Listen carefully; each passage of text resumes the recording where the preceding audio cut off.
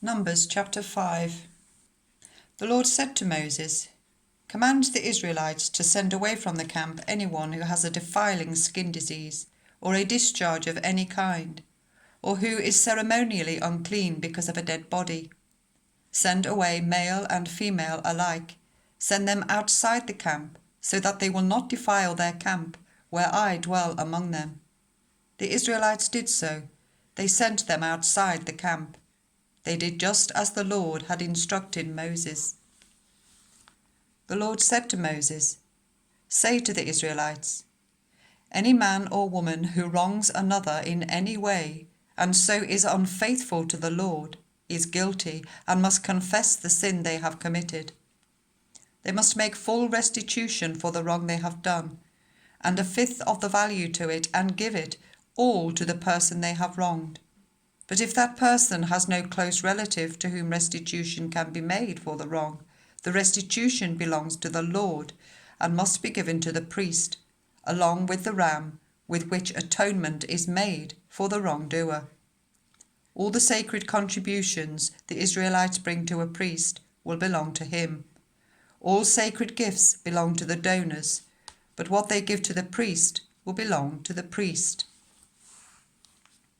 Then the Lord said to Moses, "Speak to the Israelites and say to them, if a man's wife goes astray and is unfaithful to him, so that another man has sexual relations with her, and this is hidden from her husband, and her impurity is undetected, since there is no witness against her, and she has not been caught in the act, and if feelings of jealousy come over her husband, and he suspects his wife and she is impure, or if he is jealous and suspects her even though she is not impure, then he is to take his wife to the priest.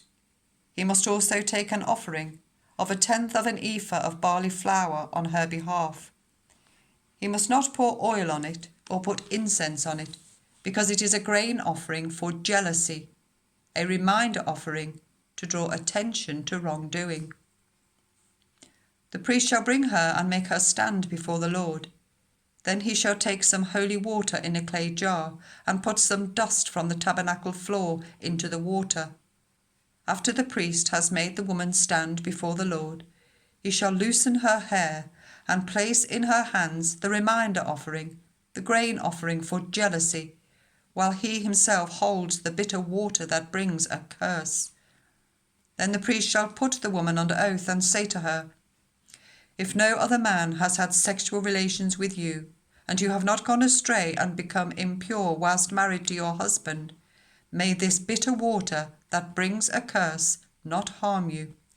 But if you have gone astray whilst married to your husband, and you have made yourself impure by having sexual relations with a man other than your husband, here the priest is to put the woman under this curse.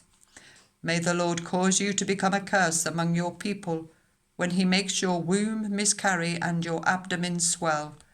May this water that brings a curse enter your body, so that your abdomen swells or your womb miscarries." Then the woman is to say, "Amen, so be it." The priest is to write these curses on a scroll and then wash them off into the bitter water.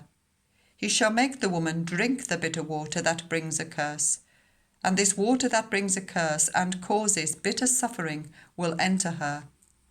The priest is to take from her hands the grain offering for jealousy, wave it before the Lord, and bring it to the altar.